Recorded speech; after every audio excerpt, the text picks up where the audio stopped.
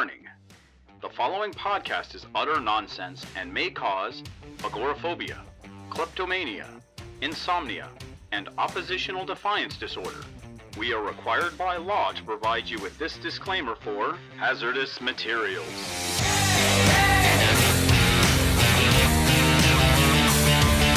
And welcome to Hazardous Materials, last week's comics this week. My name is Casey, and with me as always is Gideon Gonzalez. So we're starting off with a book that I've been excited for a good long while. It's The Batman's Grave by one of my favorite creative teams of all time, Warren Ellis and Bryan Hitch. who did my beloved Authority. Yes. What I would consider to be 12 of the greatest issues in superhero comics. Oh, God, I love the Authority so much. Early Authority. Let me be clear. Early Authority. There's definitely a marked drop off when Miller and Quietly take over. No shade on Frank Quietly. Love his stuff. And when they went from R rating to that PG-13, early Authority really kind of came up with the term widescreen comics. Because everything was just like big, big budget Hollywood big. Yeah, Bryan Hitch does these amazing wide shot panels that just make you feel like it's this big, gigantic blockbuster. And it is. Authority is like the biggest blockbuster there ever was. Yeah, so I guess while we're talking about this, we should probably also showcase Authority. If you have a chance to actually read the early Authorities, like this is the first issue I'm showing you here. Please go do that. Grab that trade paperback. Treat it like your baby. Great comics. So what did we learn from Grave of the Batman? That, as always, Bruce Wayne's got a spooky old death wish kind of going on. Alfred's worried about him. Yeah, it seems to me like the way they're talking about it, it's like these are brand new concerns when these are clearly concerns that Alfred probably should have brought up, 20 years ago. Nah, he brings it up all the time. Maybe this is just recycling it. Whenever a new writer tackles Batman, they got to have Alfred try out his old concerns. Because he brings up the fact that Alfred actually is, in fact, a soldier. And this is something that's also being showcased in the Pennyworth TV show that's going on right now. The fact that he comes from, British Royal Marines or whatever the service he was in. It's like, we could solve a lot of problems if we just killed them all. Which is echoing a lot of comic book edgelords out there that say, why don't they just kill them all? Why doesn't he just kill them all? Because that's not what heroes do. That's not what heroes do. So, but regardless, Batman is cracking a case of a bat stalker with kind of the last page reveal being that the guy faked his death to lure Batman in. We don't know why yet. And I'm just going to say it's super refreshing to have a Batman book that's actually a mystery. Yeah, and this guy's room that he finds him is like, it's like 7. Yes. Yeah, there's a 7-level focus on this with all the Batman articles all over the wall. If Batman was a cardinal sin. Right. And Batman walked in like Brad Pitt. Yes. I'm not a big fan of Batman. You know this. Mm-hmm. This book actually might get me in. It's going to be a 12-issue limited series, and I've seen what magic that team has done with 12 issues in the past. And I'm a big fan of these guys. So if they think that Batman can do something fresh after 80 plus years, okay, I'm in. Yeah. And again, it's just nice having a Batman book that's actually like a detective story and not just like a big action book. Yeah, it just seems like a character like Batman has been around so long that there's like no character to develop anymore. Mm-hmm. This has always been my problem with some of the older DC heroes. I mean, with Marvel, you got that continuous continuity, and the characters are mercurial by nature, but not so much with DC. I mean, there's basically like, okay, this is our stone figure. We're going to move our stone figure here. It's not moving. It's not changing. Still the stone figure still looking at. This is our stone figure. This is where our money is. I think the characters do get development, but generally just within certain runs or until like a crisis or something hits. Right. But until then, nothing too paradigm shaking. Yeah, I think usually a writer will introduce one big paradigm shake, and whether or not it sticks is the issue. Mm-hmm. Where you have like Superman getting a son, but then the next writer comes on and is like, nope, he's aged up to being 17 and shipping off to Legion of Superheroes. So Superman doesn't deal with them. Now, keep in mind, this is just my opinion. I'm clearly not a DC guy. You read far more DC books than I do. I am a huge DC guy. And I acquiesce to you because you probably know a little bit more about character development that I'm completely bashing here. I will say though, like my two favorite DC characters, Kyle Rayner and Wally West, one of the things I really love about them is they have very long character arcs. Yes, like Kyle Rayner from Green Lantern 48 is not the same character Green Lantern 181. That same thing goes for Wally West. Exactly, but these are characters that were introduced like recently, like Kyle Rayner in the 70s, and I guess 90s. Yeah, and Wally West was a bit of a 60s creature. Wally has evolved from being Kid Flash in like 1958, 1959 to being the Flash and the better Flash, frankly. The better Flash. But we should be getting, I think, a new issue of Flash Forward next week, so we'll get to rant about how great Wally is again. We are both of the Wally fan club. I'm gonna get my Wally t-shirt one of these days. We've gotten far enough off track of the Batman's grave that we can jump into another Year of the Villain special, which I've been a big fan of. Yeah, the Joker. It's so crazy to me how much I don't care for the main Year of the Villain story, but I really dig all the one-shots they've done. Some of them are really good. Mm-hmm. Some of them were kind of... I didn't care for Sinestros. Mm-hmm. You are wrong, but yes, you did not care for it. Luthor's was grand. Luthor's was excellent. Luthor's was grand.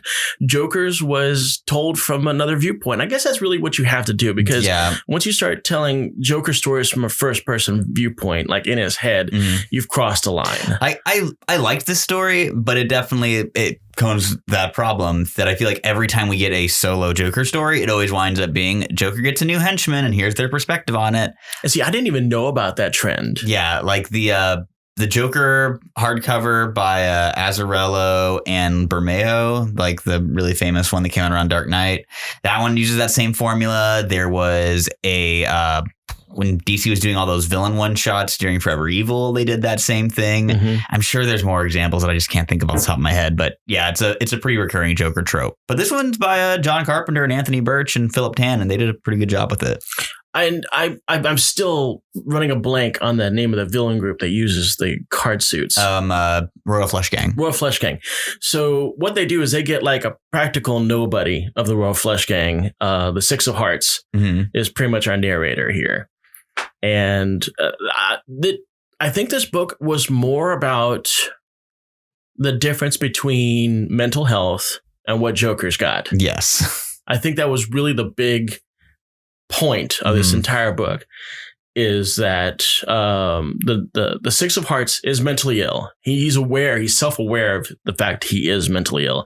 And you kind of go through his whole story, which is forced because Joker got bored and say, tell me something or fun or something like that. So, he just dumps his entire life story on Joker. A very, very tragic backstory. It really is. I mean, this kid is been abused by his family because of his burgeoning mental illness. And I don't know, with the new way that I guess that the world is looking at mentally ill characters, less like a punchline and more like a malady. It was interesting to see DC going, okay, well, this is the line that we're kind of putting here, is the fact that the Six of Hearts is mentally ill. Joker is evil. Yes. That's the difference. Which, they've played with that before. Like Morrison introduced the concept of Joker having super sanity.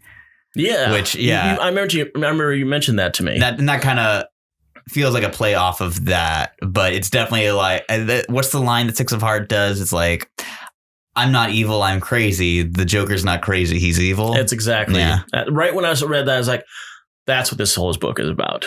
And I enjoyed that. I thought that was actually responsible writing. Yeah, I liked Six of Hearts' ending quite a bit. I mean, I know I'm never going to see him again. You're never going to see him again, but I was really surprised that he survived the second Robin treatment. It was a nice little one-off story, and I hope John Carpenter writes more comics. Because I was really surprised because I was sitting here reading it when you told me that John Carpenter had a hand. I was like, really?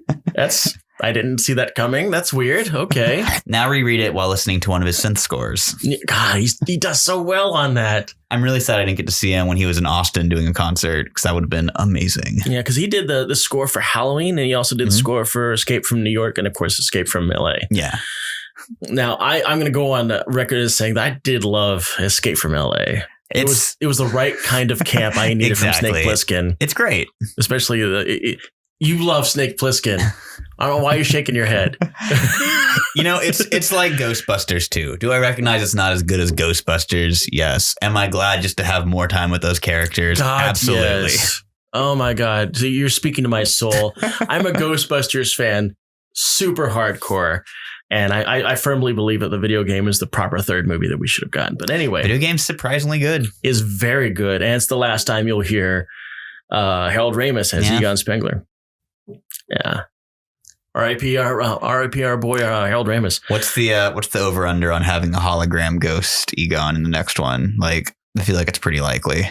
Not to be super cynical, but I think they're gonna have to say something about it, because I'm hearing that the movie is gonna showcase the family in the movie is apparently the family of one of the original four. Oh, okay. So I don't know if it's like their granddad or dad, or probably granddad. I just want my Extreme Ghostbusters. I loved that show. I actually had that on. Well, okay, we're going off on a tangent here, but I did have that as an animated collection with my Firehouse, because I had the Ghostbusters Firehouse animation collection. Great show. All right, next up on our list, this was a big thing. This was DC Villains 80-page giant. This is basically the stuff not that they were 80, saying. 100 pages. Was it 100 pages? 100 pages, yeah. Okay, so these are basically the tomes that they were sending to Walmart for a while. Apparently, are now coming swinging their way to the comic stores. I guess which explains the reason why I couldn't find it, because I was looking at the list of all the DC releases of the week. It wasn't on there. Yeah, they're $5 each. They've got usually just like one new story and then 4 reprints. This one had, I think, 3 new stories and 3 reprints, but they were like smaller size stories. So the Joker story was the new one. Yeah, the Joker story was one of the new ones. There's also a Deathstroke story by Tom Taylor and a Gail Simone Harley story. Those ones were okay. 2 creators who I really like, but I just didn't really feel the stories. Mm-hmm. Mark Russell and Victor Bogdanovic on Joker, though, is phenomenal. I'm not even a big Joker fan. Since I couldn't find this book, I didn't read it. So tell me about this. So the premise of it is that the Joker's newest scheme involves paying people's medical bills with a program called Joker Aid, where if you have to submit a video of yourself to his Twitter feed or something. Survivor style. It's basically like film a Jackass video and Joker picks 5 winners a week to who he will cover their medical expenses. But being the Joker, the winners are all the most dangerous and outrageous stunts, like, say, a grandma putting fire extinguishers on the back of a shopping cart and going into traffic. Jeez. So you've got Batman running around trying to stop all these. And ultimately his kind of realization is like, we have to like put a systematic end to this, because even like as Joker, where he's getting the money, Joker's like, it's all just from ad revenue from the videos. Like, it's big enough that it's paying for itself and self-sustaining. Joker. So Bruce Wayne, socialite Bruce Wayne, converses with the other million and billionaires of Gotham City and is like, we have to like bring this medical fund back and like cover the people in our city. And they're like, okay. Like, well, we'll just take it from the college fund. And he's like, well, no, or we could just like pay it ourselves, because this would be just like pennies for us. And they say, no, we're slashing the college budget. And the end of the story is the Joker introducing a Joker scholarship with the exact same. Which goes to the whole idea is that Joker is the warped mirror to society. Yes. His whole point really is to showcase the, what's the word I'm looking for here? Chaos, randomness, hypocrisy is the word I was looking for. Thank you for helping me. You're welcome. I got you on that journey. I know you do. So, I mean, it only makes sense after hearing what you said that Joker would have done that. Yeah. We can rely on at least that part of him to be reliable. It's a great story. Mark Russell is always knocking it out of the park with his social satire. And I'm really hoping between like this and Wonder Twins is a stepping stone to an even bigger book in the DC universe, which Wonder Twins got picked up for another 6 issues. So really? there'll be 18 issues of it. I'll be damned. I really like this setup instead of being like, oh yeah, this book will go on event like for an undetermined amount, and then they just cancel it. So good old fashioned seasons. I like having, okay, you're guaranteed 6 issues. And if those sell well, you get another 6 issues. And if those sell well, you get another 6 issues, as long as you have stories to tell. My heart would actually be okay with that, because, I get emotionally invested in the comic and then it's just gone. I'm still mad about Future Foundation getting canceled after 2 issues. I'm still mad. That's one of my favorite books right now. I'm still mad about last week's Weapon X 27, which was their last issue. Yeah. And I didn't know about that until I read the last page. I'm like, hey, wait a minute. What are you doing to my character? Wait a minute. Is there a 28? There was not. But yeah, the other stories in the Villains Giant reprints the New 52 Darkseid origin, which I'm not a big fan of. The Jeff Johns, Scott Collins Reverse Flash origin from before New 52, which is amazing. One of my favorite Jeff Johns Flash issues. I love Reverse Flash. And the Stefan Sajic's Poison Ivy origin that he did for Secret Origins. And it's only like 6 or 8 pages, but it's absolutely gorgeous. So if you dug Harleen at all, I would check out the last 8 pages of Villains. You know, I know this isn't on our sketch, but this brings back Flash. Did Flash come out this week or was it last week? Flash came out this week. This week? Okay. I did scan it over because the art looked familiar. Because remember we were talking a while back. It's like, hey, this art looks weird. And it's like, oh, this is the art that was in Flash. Yeah, Scott Collins. He's doing it again. Yeah, I've seen Howard Porter's done a couple issues too. And he was also a major Flash artist around Jeff Johns' run. So Hunter Zolman is in this issue, but he's dressed up as Red. Yeah, that was from a Flash War about 30 issues back. Yeah. Yeah, he was like, he's mastering all the different forces and not crazy about that direction for the character, but it keeps him around. So yeah, I can't be too upset. He has the same eye lenses as he did when he was Zoom. He's got the black and redded out eyes. Yeah, but he's wearing the red outfit. Yeah. I'm not really digging. I'm a costume freak. I got to have something different. The yellow and red Zoom costume is one of my all-time favorites. Yeah, I love it. As a huge fan of Evil Opposite Villains, it's one of the best outfits. I love Evil Opposite Villains. I think ever since Venom, actually probably even ever since Sabretooth was considered the evil opposite of Wolverine, I'm a sucker for that kind of stuff. Venom was my absolute favorite character as a child. Really? And yeah, Venom and Bizarro were like my 2 favorite villains as a kid. And well, Venom I've kind of fallen out of love with. Bizarro is like still obviously I've fallen out of love with Venom as well. But then, of course, my man Flash Thompson brought that love right back. Yeah. And then they took him away from me. They did. And they're playing with my emotions every week on Amazing Spider-Man because they keep bringing him up. Which, we could just segue into the Amazing Spider-Man now. We could because we did it on the list. So let's talk about it. Kindred, the big villain that was introduced in number 1 of this run and has been a big mystery of what their identity is. And you said you had something big to tell me. You didn't want to tell me until just now. So do you want me to blow lead? Me away. Okay. So when I was reading the issue and he's got that very kind of like personal talk with Norman Osborn, my first thought was like, oh man, is this Harry? That's what I thought. And then looking at the character design though, I started to think, oh, what if it's Doc Ock? Because like when he died, he had that kind of like desiccated, sunken in look. His eyes were all kind of gone. And I talked to a buddy of mine about it. And he was like, well, yeah, but Doc Ock didn't die in that body. That was a copy of Peter Parker's mind. Yeah. So what if Kindred is that copy of Peter Parker's mind in Doc Ock's body brought back to life? Hence why he's Kindred, because he is kin to Peter Parker. You're killing me here because it's probably true. I think it might be right. I gotta get that props. Sounds exactly like the kind of crap I'd be reading about in Newsrama like next month. You won't believe who Kindred is. Like, what? So yeah, we're gonna be sitting here like a month from now going, how the hell did Gideon know this? So my bet is on the little Ockbot copy of Peter Parker in Doc Ock's body is because Kindred. That's just as obscure as possible that no one could have possibly guessed it. So here's my thing. Kindred is in this issue taunting Norman Osborn, who he has in a padded cell. And the angle of his emotions are coming from the fact that he hates Peter Parker, not Spider-Man, Peter Parker, and he hates Norman Osborn. And in a lot of his language implies heavily that he was part of the people that Norman Osborn victimized early in his career. And they have constant flashbacks to the like late 60s, early 70s Spider-Man with Gwen, MJ, Flash, and Harry.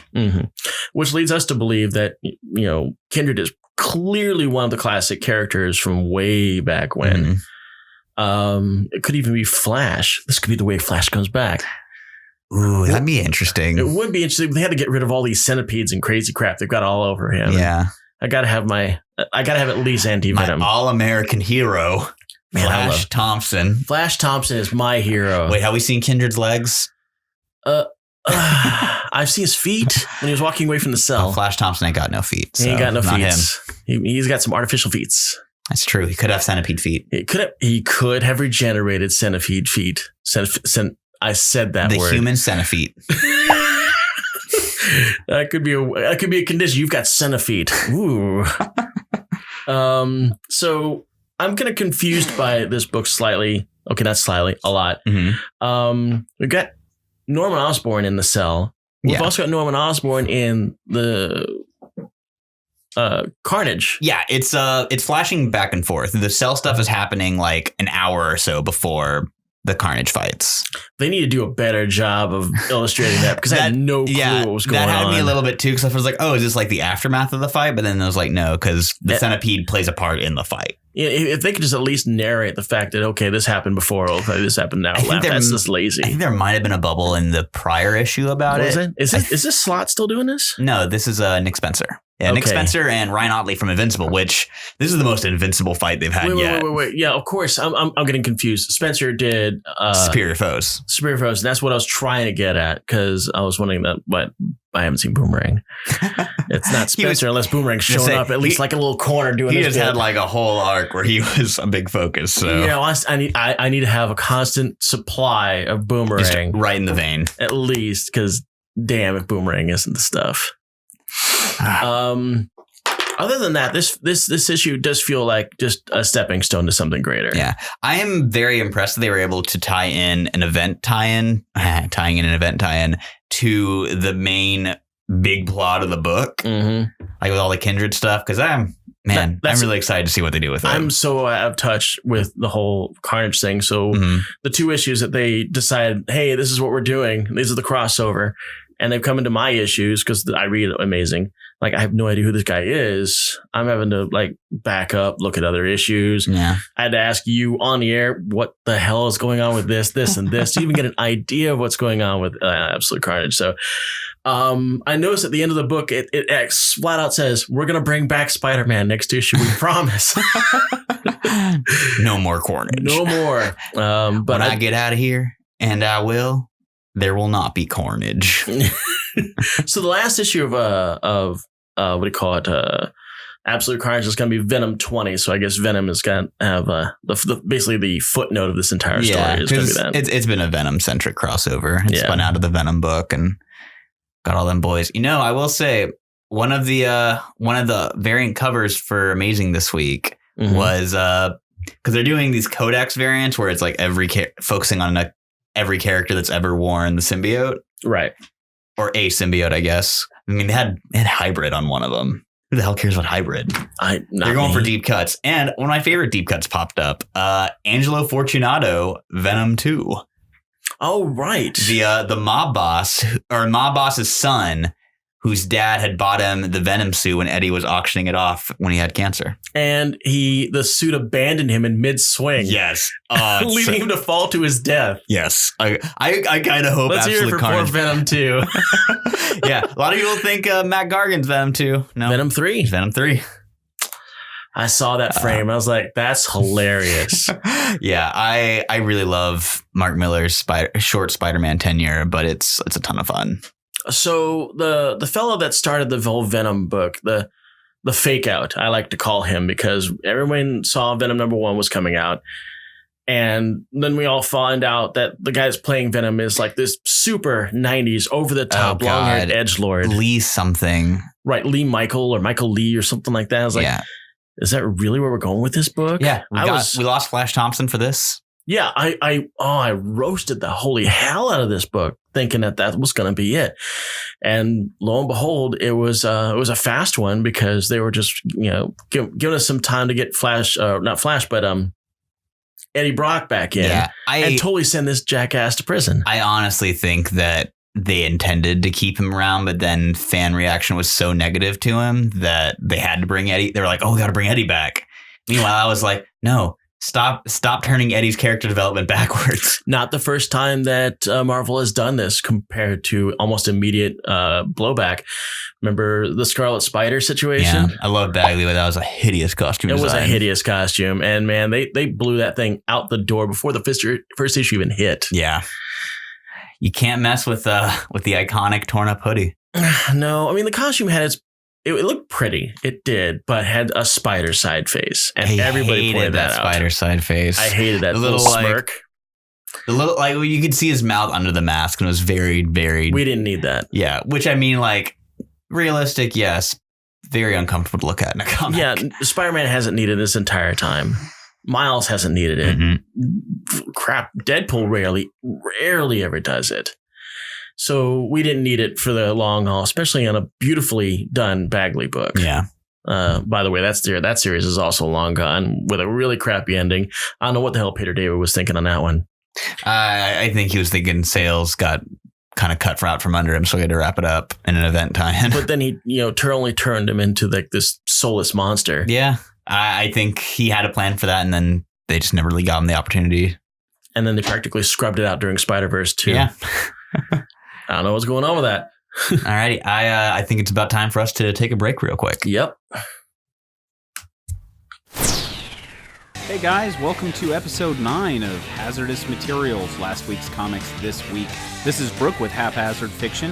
Thanks everybody for tuning in. I hope everybody is learning something and having a good time while doing it.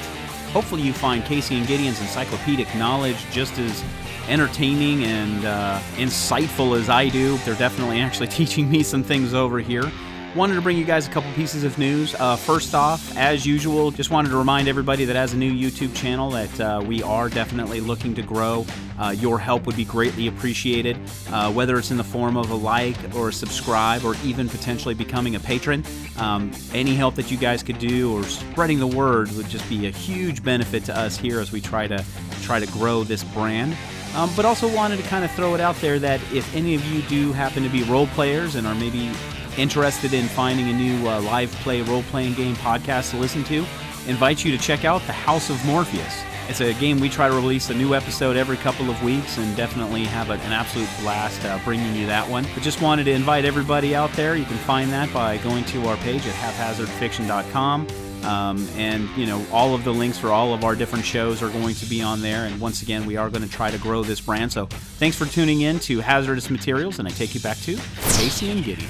Alrighty, and we're back. Casey's on his phone, but we're back. He put it down. And we're going to talk about a book that I initially picked up purely for the stunning Cliff Chang variant cover. It is Amazing Mary Jane month, so all the Marvel books are getting Mary Jane variants. Mary Jane. As we can clearly see, Doombots are a girl's best friend. Yes, good old Romita Doombots. Yes, that big old Jack Kirby mouth. Yes, Very but important. unfortunately, Romita. Now, let's see. Unfortunately, we're a little divided on the art. The interiors are done by Salvador Larroca. Yes, which I love. Who I like circa 1999. I don't much care for Larroca's art now. I really haven't seen him since Extreme X-Men. And that was back when they were trying that new idea of no inkers. Mm-hmm. Remember that when it was just pencils and color? Yeah, it looked cool. It did. I liked it. Why don't they do that anymore? Times are changing. But yeah, I don't know if it's just being underserved by modern coloring techniques or if it's just an over-reliance on photo referencing. And yeah, do you remember when there was the picture of Iron Man having a heart attack that when you super overlay it or when you put it over the meme of the old man having a heart attack, it turned out Larroca just traced that, wrinkles and all, and put him on the Iron Man mask? He pulled a Greg Land? Yeah, it was... Yeah. Yes, Greg Land is actually a proper term for this. Yeah, Larroca, and his tracing leaves a lot to be desired. Because there's that. His Star Wars book looked like he was just tracing screen caps a lot. I didn't know this. Yeah. It explains a lot of his detailing. So I'm not a big fan of modern Larroca. But that said, I think he did some pretty solid work on this book. Yeah. I feel like I want to spend the rest of his time burning Greg Land. I know you want to. I do, but we do have we have a show to do. We've already burned through 25 minutes of footage. But yeah, I got a good kick out of his reference for Victor Von Doom Unmasked being Julian McMahon circa 2004. With the Vulcan eyebrows. Yes, those very pronounced eyebrows. Well, Julian has some severe eyebrows by himself. Speaking of which, you can find Julian in Runaways. Which when he first popped up and I was watching, I was like, oh man, Dr. Doom's on this show? And my girlfriend, who was not aware of the connection, was like, oh wait, I'm like, why is Dr. Doom like a rainbow powered man? And I was like, oh no, it's just the actor. No. I'm just excited to see the guy from Nip Tuck.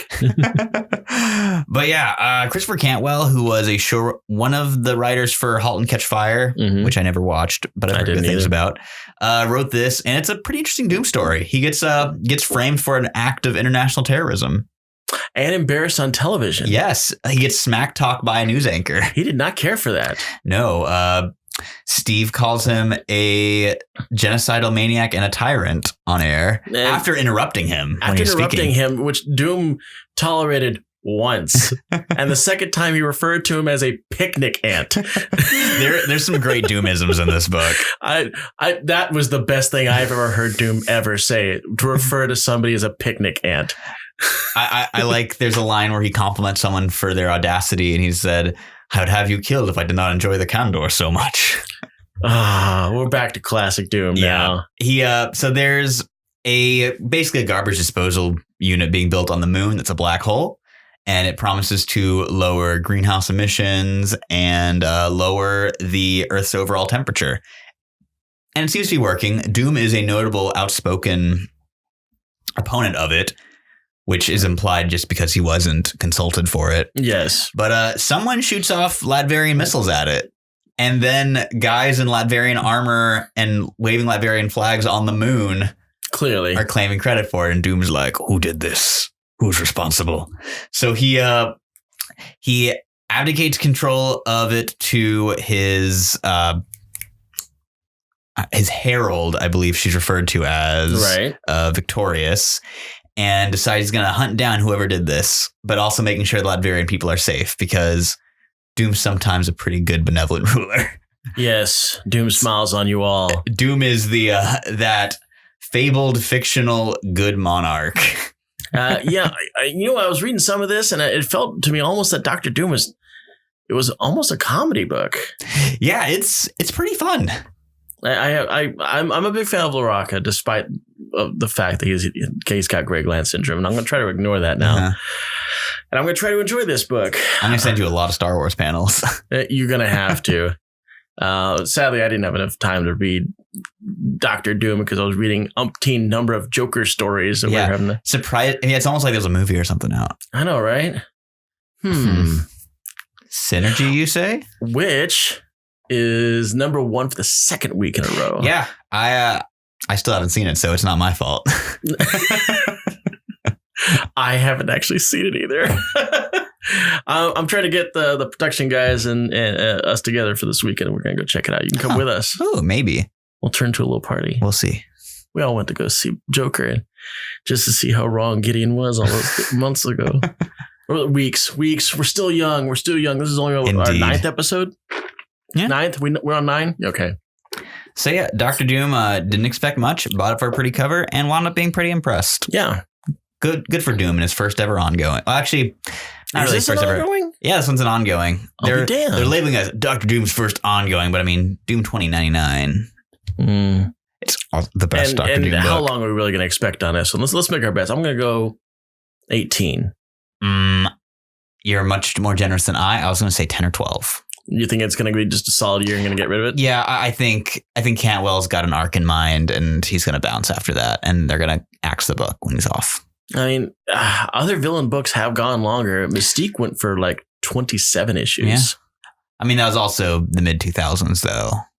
This isn't. Read Mystique when you get a chance. Good really stuff. Good. It's Brian K. Vaughan working on that, and I think Sean McKeever. Yeah, Brian K. Vaughan, guy did Runaways. Yeah, Runaways, Saga. It's great. Well, I've talked about Mystique before. I've become a broken record when it comes to her. What else we got going on here? I think after that, then leads to Gwenpool Strikes Back. I love this. Which is the return of the swimsuit issue. Yes. Well, first, Gwenpool Strikes Back number 2 was the Sex Sells issue. Yes. Where we had to clearly establish that Gwenpool is, in fact, an adult. Yes. But too young for almost every hero out there. Yes, she is 19. So heroes in their mid-30s, it's a little weird. Yes. I did love so to any future writer that decides to pair me off with Wade, you nasty. You nasty. And they did bring in Deadpool, which is strange because they brought in Deadpool with the idea of boosting sales, but he's not on the cover of number 2 or number 3. It's true. So it's like the very antithesis of sales boosting. It's not even like Deadpool written on the cover. No. It's like they completely undermined themselves with this. I wish they did the old She-Hulk gag of appearing on this comic, Wolverine and Spider-Man, but we didn't say anything about it. Yeah, I love old She-Hulk covers. So good. Remember when the She-Hulk did an advertisement that says, you better come and buy my book or I'm going to go over to your house and rip up all your X-Men. I try to buy every homage to that cover, but man, some of them get pricey. Yeah. I have seen a few of those homages you're talking about. The Red She-Hulk one where she's holding an iPad and saying, if you don't buy my book, I'm going to delete your pirated comics. Yes. It's pretty great. I wish Red She-Hulk would actually come back. I'm loving Red Harpy. Red Harpy is cool, but Red She-Hulk had it. Going on with that sword, that sword. She had her big ass sword. I love that. Did you read that Defenders book that's coming on at that time? Fearless Defenders. No. Before. Well, no, right after. Well, I think it was right before Fearless Defenders. Okay. Because like there was the Fearless book spinning out of Fear Itself, and also spinning out of Fear Itself, there was it was Matt Fraction and Terry Dodson. And it was like Doctor Strange, Iron Fist, Red She-Hulk, and a few other characters. But her introductory line is, as Doctor Strange is recruiting her, can I bring my big ass sword? Yeah. I did read Such that a good Defenders. Panel. I also read the Fearless Defenders, which is Great like the all-female team. Yeah. Great book. And that one went the length. That one went about 12 issues. That had Misty Knight, Valkyrie, Red She-Hulk. The reporter that they kind of dragged along with them, who Annabelle became Riggs, the human side of Valkyrie, and what you call it, Danny Moonstar, was she in that too? Yes, Moonstar popped up in there. Colleen Wing popped up. Oh yeah, good. But we're getting a little off track. Daughters of Dragon. Yes, we're getting really off track because Gwenpool, in another attempt to raise sales, does a swimsuit issue with. Which every character points out is kind of contrived, but it's super fun. But it goes to something else she was going to do because Marvel drops the sales numbers on Gwenpool and she finds out that people prefer her when she's doing bad stuff. Because I don't want to do bad stuff, but I want to stay alive. So she makes turns the swimsuit issue into a death match. Arcade style. Marked off with her shooting Bruce Banner in the head and unleashing the Immortal Hulk. That's definitely the atom bomb that got everything started. I think, though, I have to say my highlight for the issue was the tag yourself page.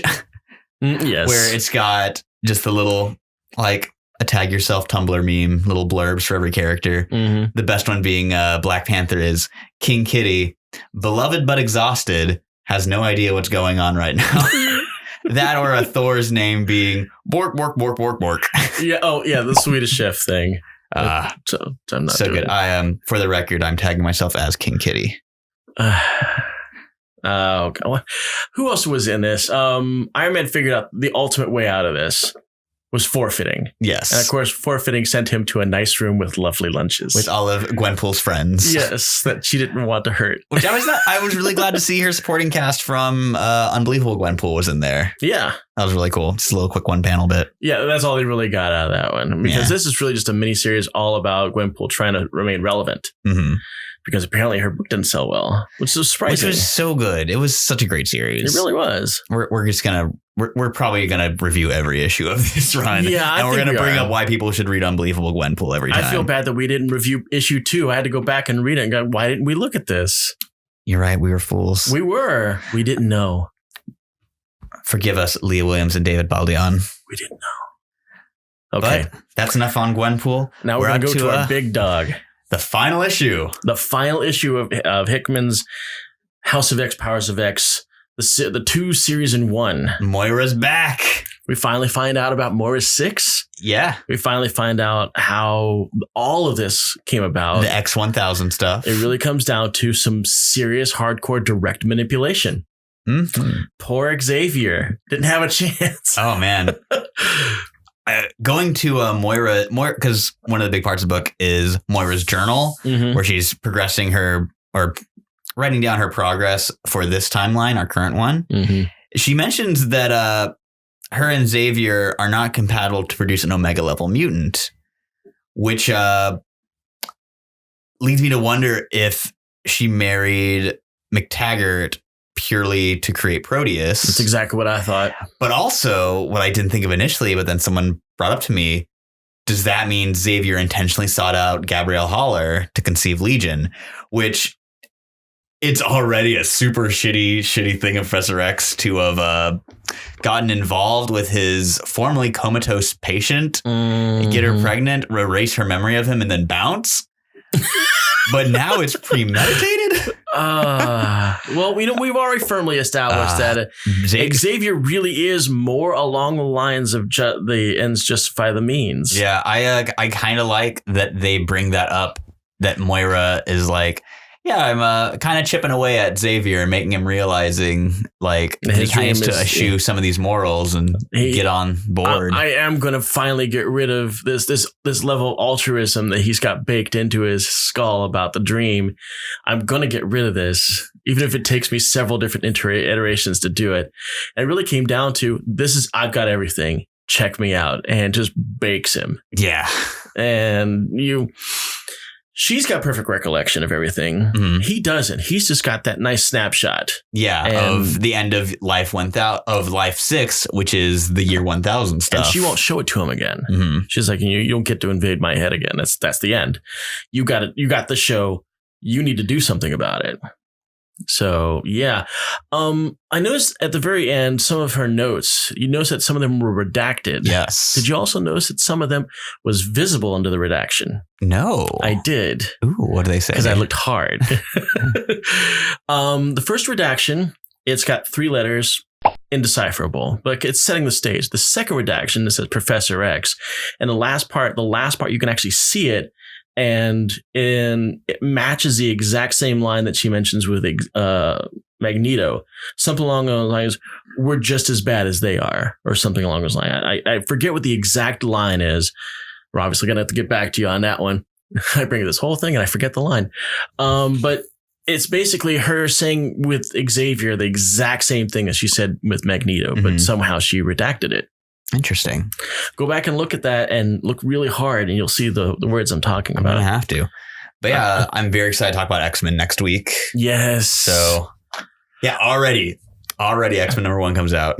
Yeah. So the schedule is we're going to get 1 a week up until New Mutants and X-Force are happening in the same week. And then Fall Angels is the last.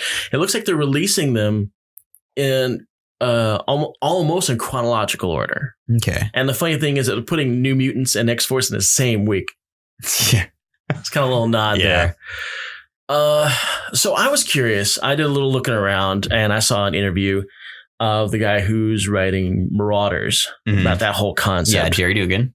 So apparently Kitty Pryde is the captain of a pirate ship. Yes, the Red Queen of the Hellfire Club. Right. So the pirate ship's got Iceman, Storm, Pyro, and I'm forgetting the last. Storm and Iceman, I believe. Storm and Iceman, Pyro, and Emma? Bishop. Oh, and Bishop. And the guy kept asking him, so why pick up the name The Marauders? And the guy that's writing it, just one line, and then they took the name by force. I don't know what that means. It's pretty metal. I'm excited for Mutants of the Caribbean. Yeah, and apparently the Hellfire Club have their own trading company, and that's what they're dealing with. Yeah, the Hellfire Trading Company. Like, because I was in Heather's Hellfire 5 or 6. I mean, this is all cool stuff. Yeah, it's gonna be rad. I'm really excited to see now that they have all the mutants on deck to do whatever they want, what they're really going to start doing with them. Yeah. I'm curious what they're going to do with the old Marauders team. Yeah. Well, what's going to become of them? Because they showed up, didn't they? My mic went out for a second. They're all there. Well, sans what they did to my boy Victor. We won't get into that for the 3rd week in a row. But they're all there. Yeah. Yeah. The originals. We will see. Sinister's not been shown as a member of any of the teams, right? Mm-mm. Okay, so I'm sure wherever Sinister goes, they'll pop up. I've seen a lot of interviews talking about Sinister, especially this one Marauder, and they keep bringing back the concept that the Sinister they've got is the true Sinister, is the mutant Sinister. Yeah. I don't know really what that means or what we were dealing with previous to that. But we'll see. Yeah, well, I guess we'll see. So that's going to pretty well wrap up our comic coverage today. And we're going to start talking about X-Men constantly for the next few weeks. Oh, my God. Yeah. Do we want to take a break or do we want to barrel right on ahead into news? All righty. I guess we're getting into the news now. We're going into the news. So, first you got something like almost immediately as soon as you got here, you got a text message. Literally like 15 minutes before we started recording, I got a text from my buddies being like, hey, you see those new Suicide Squad cast pictures? No. Yeah. So I'm going to bring that up right now. Yeah, check this out. What we see here is Nathan Fillion as Arm Fall Off Boy of the Legion of Substitute Heroes. As we're seeing, our boy Gunn is going classics with these. These are costumes. They're wearing costumes. Yeah, I love his little logo of the skull with cross arms. What do you think the over-under is on him getting beat to death with his own arms? Within the first act. Oh, yeah. It's going to be great. We've got Pete Davidson as Blackguard, the first villain Booster Gold fought. I don't know who that is. He had a guy who's just kind of another tech suit guy, really? But Davidson looks more tactical looking. He's got guns and whatnot. Think he's going to get wasted as well? Oh, probably. Yeah. Most definitely. Michael Rooker is Savant, who is a Birds of Prey villain. He was the heir to a criminal empire and did some kung fu stuff, which feels kind of a weird fit for Rooker, but Savant had like some gray hair. So yeah, surprisingly, even though Rooker's getting up in his years, man's pretty fit. Yeah, he is surprisingly buff. Yeah, Michael Rooker's the stuff. I was really hoping he was going to be Captain Cold just because I wanted to see him in those goggles and the parka. Captain Cold. He's got the mug for it. It would have been great. Does. But yeah, so we'll see him as Savant. Flula Borg is going to be Javelin. Who I've never heard of either. Javelin's a old Green Lantern villain. He is... Yeah, Did he have yellow javelins? Yeah. Okay, he had bright yellow javelins, which is why he could fight Hal Jordan. Now I know who this is. He was also in a couple issues of Ostrich's Suicide Squad, and I'll let you think of how his fate ended up. I'm pretty sure he died. I think he actually got out. I don't know if he was Javelin. It's been a hot minute since I've read it. He seems like the kind of guy who you could see torn in half. Oh, yeah, totally. And then we've got Mei Ling as Mongol. Sister of Mongol. Not the right Mongol. One of my favorite names ever. I love it. Mongol. This whole movie screams comedy. Oh my God. This is even more comedic than Guardians of the Galaxy. I mean, the trailer for this is going to be insane. And speaking of Guardians, Sean Gunn, who did the mocap for Rocket Raccoon in Guardians, is playing classic Firestorm powerhouse villain Weasel. Firestorm's villains suck. So, well, I knew in the early Firestorm he fought off against Hyena. Yeah, the Hyena. There's like Hyena turned out to be like his girlfriend or something like Black that. Bison. There was Killer Frost had reasonable power level. Multiplex was just like a budget multiple man. And they introduced Firehawk. There's of course his greatest foe of all, Slipknot, the man who can climb anything. Oh God, Slipknot. So for a hot minute, Ostrander was writing both Suicide Squad and Firestorm. I'm fairly certain he was just using Firestorm as a funnel to create garbage villains to kill off in Suicide Squad. That's smart thinking, though. It's like, I need something that's just going to just get killed. Let's give him 4 issues in Firestorm, transition his ass on over here. Oh, waste him. It was the 80s, sir. You don't get 4-issue arcs. You got a one and done for these guys. Typhoon, that was another Firestorm. Typhoon, Mindboggler. Yeah. Who dies in the first issue of Classic Suicide Squad. Oh. Because Captain Boomerang hits on her, she doesn't reciprocate, and then he leaves her to die. Because that's the way Boomerang rolls. Which sets the tone for what a bastard Captain Boomerang is. And it sounds almost exactly like what he did. Well, almost what he did with Slipknot, which is taken straight from the comic. He's like, "Hey, man, the bombs, they're fake. Like we're just gonna break for it." And then he pretends to break for it and lets Slipknot run out and die. Man, Slipknot had it coming so badly. Slipknot.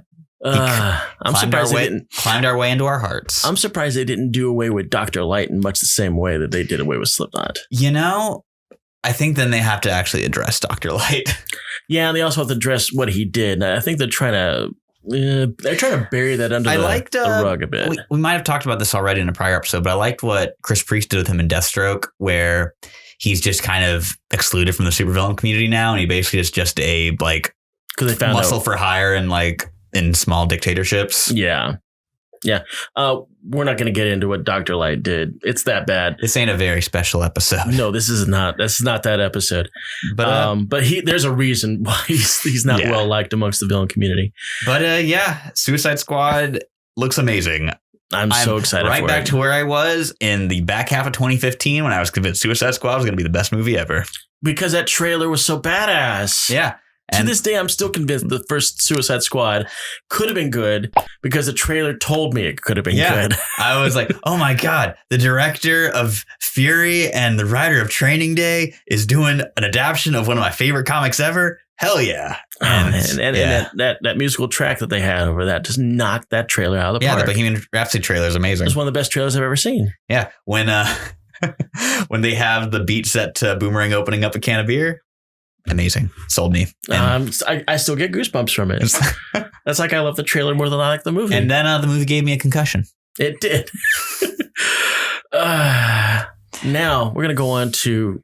So this, I have no segue for this whatsoever. So we're just going to dive right into it. I could spend the rest of the show talking about Suicide Squad, so really please stop me. But we're going to talk about Rick and Morty because they dropped their trailer for their newest season coming up, and it is hilarious. Yeah, as much as on the off season of Rick and Morty, I grow to resent it. Whenever it's on, it's so good. Well, I mean, there was the whole fan poison that was happening during the Szechuan sauce crisis at McDonald's.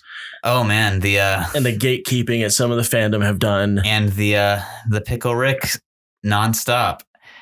Okay, again, I work in a comic book store that sells Rick and Morty merch, and when after that Pickle Rick episode came out, every day, at least 5 times, I would hear someone just yell, Pickle Rick, whenever they saw a Rick and Morty thing. Oh, and it just... God, I'm so glad I don't work where you are. Drove me nuts. Yeah.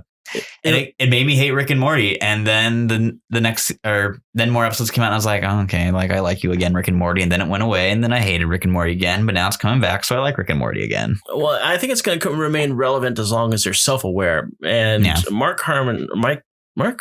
Harmon. Thank you. Mark Harmon is NCIS. Yes. Okay. Dan Harmon is very aware of the poisonous community that popped up during this tiny packet in time. Yeah. And that upset me because I love this show more than almost any other animated show I think I've seen. And I didn't want the popularity of it to spiral because some dipshits were involved in the love of it. I've never understood the concept of gatekeeping in any kind of geek community. And it seems like the Star Wars nerds migrated over to the Rick and Morty squad to create the same kind of bullshit that we've been dealing with. Yeah. When they found out that there was going to be a female lead for this new Star Wars trilogy. Ruh-roh, not women. We don't like that. But these episodes look good. Yeah, it looks like it'll be fun. I like that Morty's punch card's back, which is one of my favorite. I mean, I'm trying really hard not to reenact any of the part of this video because I'm not as funny as what this was. Yeah, and we're not going to be that annoying show. No, but we're going to leave a link to the video down below in case you have a manner to avoid the internet before this episode is aired. I managed to miss the trailer until you told me it came out, so. Oh, well, we're getting some people with this, but it's definitely worth checking out. Moving on, we found this today. Today found out that the classic Maniac Cop, which is being redone. Yeah. For HBO. Yes. And depressingly relevant Maniac Cop. Yes. Now, I don't know if some of you people are probably not too clear about the whole Maniac Cop series that happened in the 80s. This starred a D, maybe even an F level actor who is known for his gigantic lantern-sized jaw. Has... should we link a picture? Yes. Yeah. Look at this man's face. It's massive. He has the world's biggest face. He has the biggest face ever. But more important than him, though, opposite him as the lead is Bruce Campbell. Oh, that's right. One of his earlier roles. That's the reason. Very young. The reason I saw Maniac Cop was like, oh, Bruce Campbell's in this. So Maniac Cop ran for about 4 movies? 3, 4 movies? I think it's 3 movies, but I would not be surprised if there was a 4th one. It basically started off as like vigilante cop. Yeah. And then he became undead. Yeah. It's a slasher movie with a cop as the villain. Yeah. So you can see why it's a... by part 3, he's falling apart Jason style. Yeah. Yeah. So apparently somebody at HBO is thinking, I don't think there's enough Maniac Cop in the world. We're going to have to own that. It's going to be a fine line to toe because I read about Maniac Cops every week. Maybe that's where this is going. Maybe. I'm if it's like a smart Blumhouse style revival, I'm into it. If it's just kind of going to be more schlocky B-list stuff, I don't think this is the right time for it. No, I don't think. And HBO doesn't seem like the right place to do it. So there's something about this that we're clearly not in on. Maybe it'll be a deep introspective character piece like Westworld. Yeah, okay. So we got something else. Was it Jack Snyder? No, Zach, not Jack. No, not Zack Snyder. Scott Snyder. Scott Snyder doing Undiscovered Country. I don't know anything about this. So it's the new creator-owned book from Scott Snyder, Charles Soule, and Giuseppe Camuncoli. Mm-hmm. A pretty well-known creative team there, launching a book about America sealing itself off from the rest of the world for 30 years. And a team of researchers going into America for the first time. And I got to read a retailer's preview for it at work. And essentially, it's Mad Max. Like, America just goes nuts in 30 years without contact with the outside world. Who would have thought? Yeah, I mean, I got to know more about this premise. Yeah. Why the cutoff? We don't really know yet. It's kind of a mystery. So we're just thinking, okay, here's the premise. Don't give a crap about why. It happened. Yeah. We're going to isolate this crazy nation of ours for 30 years. Trump style. Yes, I put a political reference in there. And this is what's going to happen. Yes, it's going to be like the Australian outback and gas is king and all this other stuff. There are like giant crazy monsters running around. There's like roving gangs in big military vehicles. Wasn't really my thing, but I can see it being successful. I don't know if it's going to be the next Walking Dead like Image's email suggested it would be, but... that's a bold statement. I guess Image...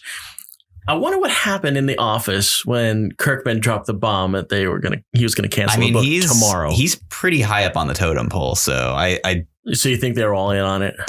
Might have been all in on it. Might have just been no one could have done anything about it. Yeah, is it? Well, he is a CEO, isn't he? Yeah. I'm trying to remember what I think he got a lot of clout with Walking Dead, and they just promoted the holy crud out of him. I know him, Larson, McFarlane all have really high seats. Like one of them's president, one of them's like editor in chief. So I'm pretty sure that he didn't screw over his own company. Although, yeah, why don't you reflect a little bit about what happened after they did that? Yeah. So they abruptly just said like the week of, hey, this is the final issue of Walking Dead. And comic stores are completely unprepared for it. We got... Because you guys have to order your issues several months in advance. 3 months in advance. And they had fake solicitations for $194 and $195. They even have covers for them and all? Yeah. I'll be damned. And they did fake issue descriptions and everything. I'll have to read those. Just for the novelty of it. But still, that sucks. Yeah, it sucked. We sold out very, very quickly. And so had to turn a lot of people away. And then when they shipped second printings, people weren't interested anymore because it wasn't anymore the final issue of Walking Dead. Now it's the second printing of the final issue. So why do you think, what guided him to do that?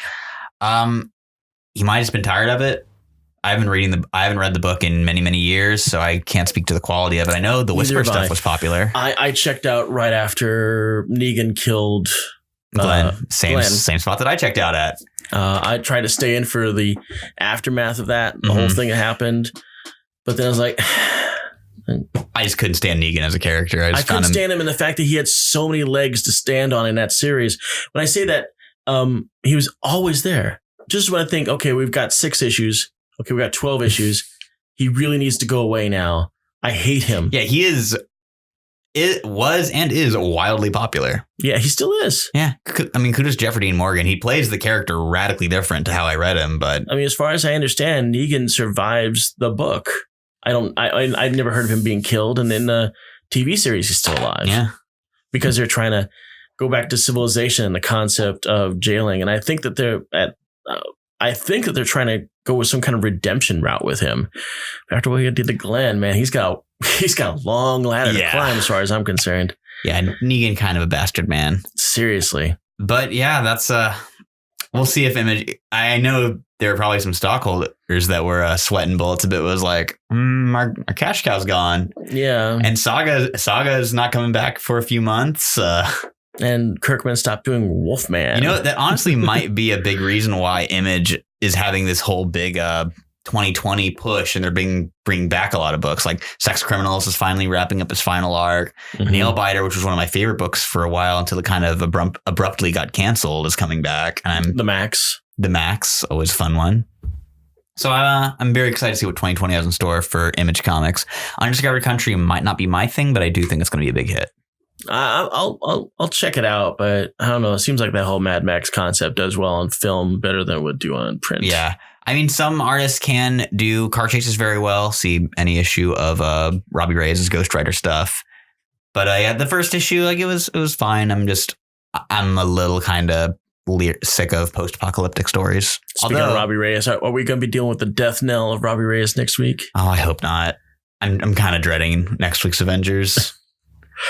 Well, moving on. DC's got something going on called 5G. Yes.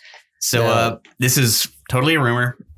So far unsubstantiated, but we try not to truck on rumors, but this is a big one. It's got me curious. So 5G refers to Generation 5, which the way they blocked it out, like having the JSA as Generation 1, the JLA as Generation 2, this is the current generation. Right. So like, I think Titans then is 3, Young Justice is 4, and then whatever's going on right now is 5. So they're looking to replace their big flag, their Trinity characters with their 5G relevance. The rumor is that for some period of time, the entire main line of DC is going to replace the classic characters with their more recent legacy ones.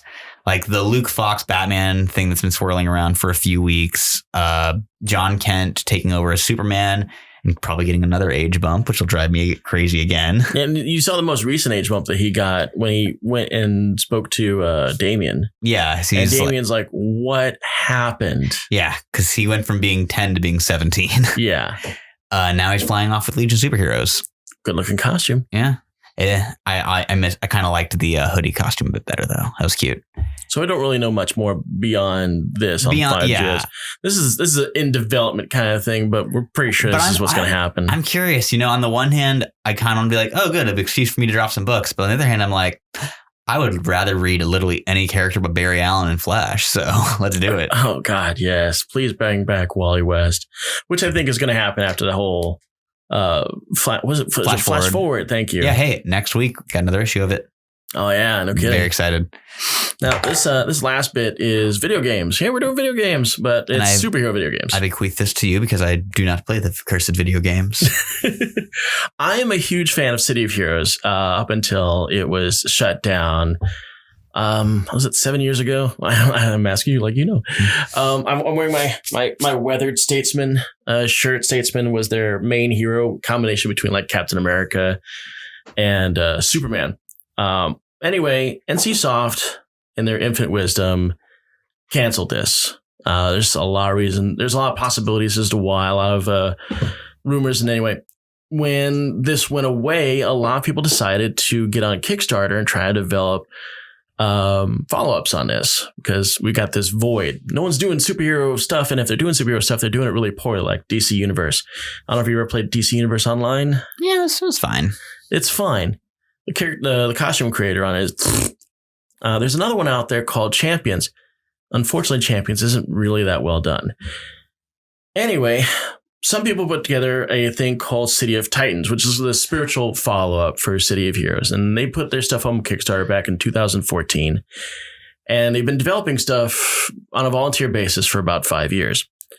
Between that Kickstarter announcement and now another group called the Ship of Heroes. The concept is that you're no longer on Earth. You're on this gigantic city-sized ship that's divided up in zones or different cities and whatnot. It's a little over the top, a little far-fetched, but that's the hook. Mm-hmm. So no one's really competing against each other, but these guys are developing essentially the same game, which is City of Heroes. Mm-hmm. Now, since then, this year, City of Heroes has kind of popped up on pirate servers because the server information got out. So now people are able to make their own private servers. And the largest among them, Homecoming, is involved with NCSoft trying to legitimize themselves. Now, while that's all happening, City of Titans dropped what they're calling their issue 0. They're going to release their character creator for people to play with. This is free to anybody. So anybody who wants to play around with superhero costumes, which is pretty much everybody that plays or reads comic books. Mm-hmm. So they dropped that information. It's like, hey, cool, this is happening. One day later, Ship of Heroes does the exact same thing, and the time frame is almost identical. Yeah. Because we got City of Titans, within 2 weeks, and that was yesterday. Mm-hmm. And then we got Ship of Heroes on November 1. So now we got these two City of Heroes type things going neck and neck. And is it going to be like the new Marvel DC? We'll see. We'll see. Now, me being the sole fan of this amongst our cadre of people, I will keep us up to date. Play with Marissa, some Red Dead online with me, or maybe some City Heroes. Absolutely not. I'm not letting video games eat my life again. I'm not some nerd. Welcome to Nerd TV. And with that, I think that's going to wrap it up. Yeah, indeed. Oh, you know what? Before we wrap it up, we've got to promote ourselves. That's we've right. got a Patreon site. Still a new page. Not new page. We're a new show. This is only our 9th episode. We haven't even gotten into double digits. Ooh, we can have a double-digit anniversary soon. We almost have a double-digit anniversary, and we are counting our super secret lost episode, which is available in our Patreon site. If you truly love our voices and you want to hear more about it or to see more about it, it's in there. Support us. We need your support. Yeah. We want to become bigger than we are. We want to have all this expand. Maybe a studio. Maybe someday we'll be big enough to get the notice of the Chinese government for this episode and get banned. Yes, and I want my boom mic girl, guy, whoever. I want somebody hovering over me with a boom mic that has to keep their arms like this for an hour. I want this to happen. This can only happen if we have Patreon supporters. So support us, like us, subscribe, hit the little bell. We'll tell you when we're going to come out, although we're going to come out pretty much every Tuesday. And hopefully we can keep making these episodes. Alrighty. Well, see you guys next week.